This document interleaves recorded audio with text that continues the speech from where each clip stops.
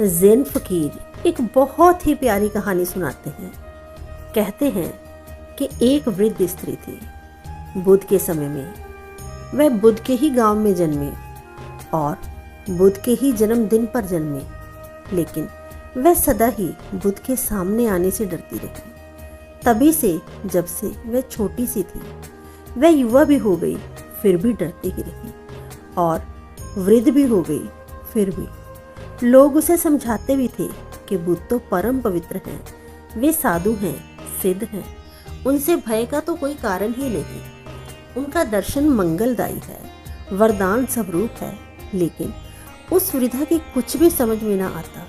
यदि कभी भूल से वह बुद्ध की राह में पड़ भी जाती तो भाग खड़ी होती। पहली बार तो बुद्ध गांव में होते तो वह किसी और गांव में चली जाती, लेकिन एक दिन शायद कुछ भूल हो गई। वह कुछ अपनी धुन में डूबी राह से गुजर रही थी कि अचानक बुद्ध सामने पड़ गए।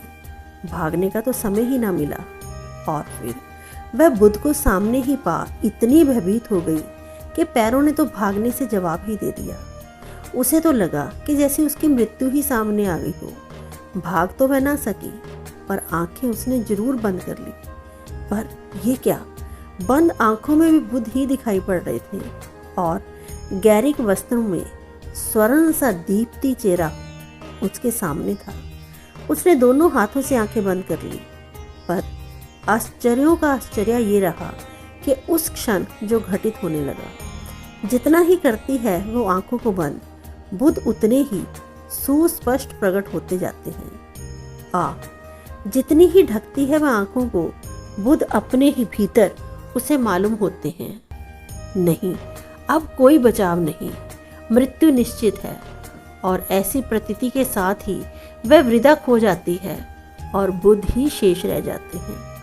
और ज़ेन फ़कीर सदियों से पूछते रहे हैं, बताओ वह वृद्धा कौन है, वह वृद्धा कौन है।